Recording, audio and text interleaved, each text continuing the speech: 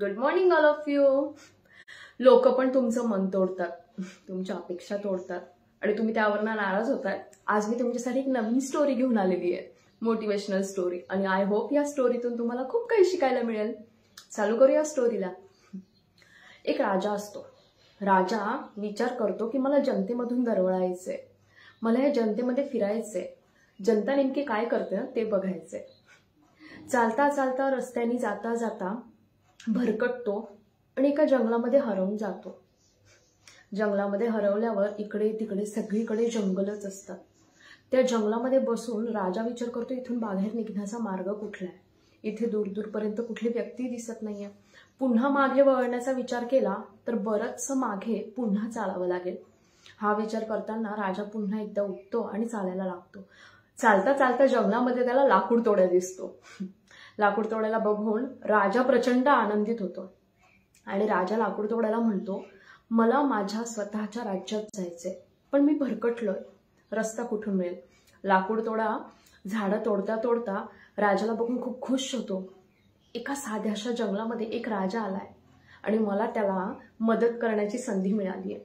म्हणून लाकूड तोडा काय करतो, राजाला मार्ग दाखवतो. तुम्ही हा मार्गे चला, तुम्हाला रस्ता सापडेल. थोडा वेळ लाकूड तोड्या राजासोबत पुढे पुढे चालतो आणि त्याला रस्ता दाखवत असतो. बराचसा रस्ता पार केल्यावर लाकूड तोड्या राजाला म्हणतो, इथून तुम्हाला आता सरळ मार्ग मिळेल आणि तुम्ही घरी पोहोचाल.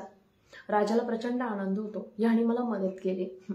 राजा म्हणतो, माझ्या एकदा तरी राज्यामध्ये ये, माझ्या दरबारात ये, मी तुला एक बक्षीस देईल. लाकूड तोड्या प्रचंड खुश होतो. घरी जातो आणि बायकोला सांगतो की मला राजाने बोलवलंय, मी आता राजाकडे जाणार. बायको ऐकताना म्हणते, आता आणि नंतर पेक्षा लगेचच्या लगेच निघा. लाकूड तोड्या निघतो आणि राजाच्या इथे पोहोचतो. राजाच्या इथे पोहोचल्यावर तो तिथे सांगतो सैन्याला की मला राजाने बोलवलंय. ते हसतात. त्यातल्या एकाला लाकूड तोड्या म्हणतो, जा आणि राजाला विचार. राजा म्हणतो, हो हो पाठवा, त्यांनी मला मदत केली.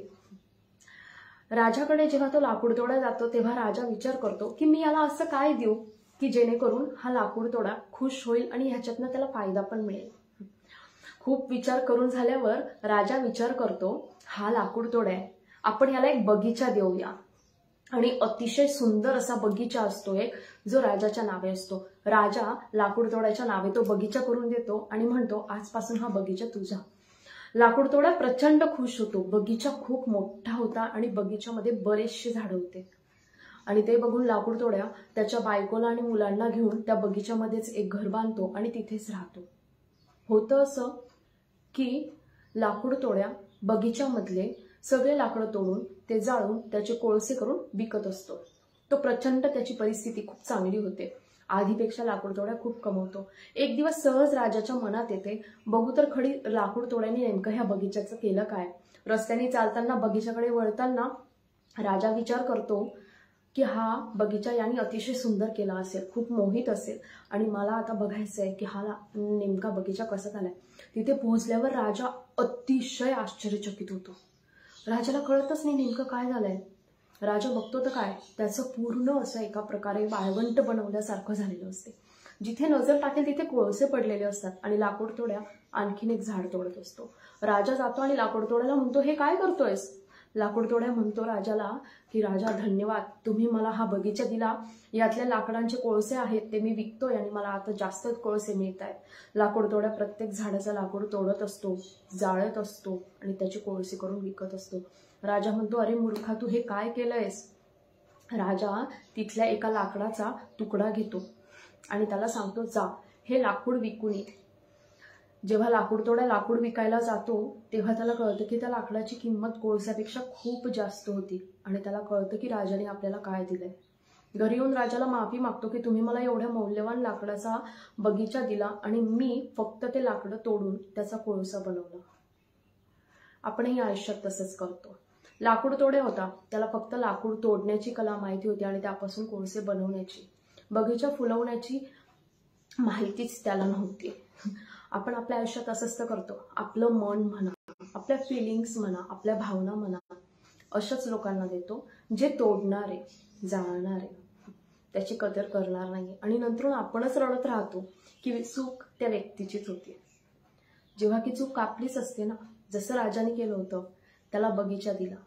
राजाला हे माहिती होतं की तो लाकूड तोडाय, माळी नाहीये की तो बगीचा फुलवेल. त्यांनी फक्त लाकडं तोडून त्याचा कोळसा केलाय. त्याच प्रकारे आपणही तेच केलेलं आहे. बऱ्याच वेळेस जर तुम्ही कुठून हर्ट झालेले असाल तर तुम्ही तुमच्या स्वतःच्या फिलिंग्स किंवा तुमचं मन कोणत्या तरी व्यक्तीला वाटण्यामध्ये चूक केली. म्हणून चूक मे बी त्या व्यक्तीची नसेल, तुमची असेल, कारण की तुम्ही बगीचा लाकूड तोडायच्या हातात दिल्यासारखं काम केलेलं आहे. तुम्हाला स्टोरी कशी वाटली मला कमेंट्समध्ये नक्की सांगा आणि प्लीज स्टोरीला लाईक करा. लाईफमध्ये तुमचं मन जर कोणी तोडलं असेल तर त्यांना ही स्टोरी नक्की शेअर करा. आणि खरंच तुम्हाला जर आमची स्टोरी आवडली असेल तर आमच्या पेजला लाईक करा, फॉलो करा, सबस्क्राईब करा.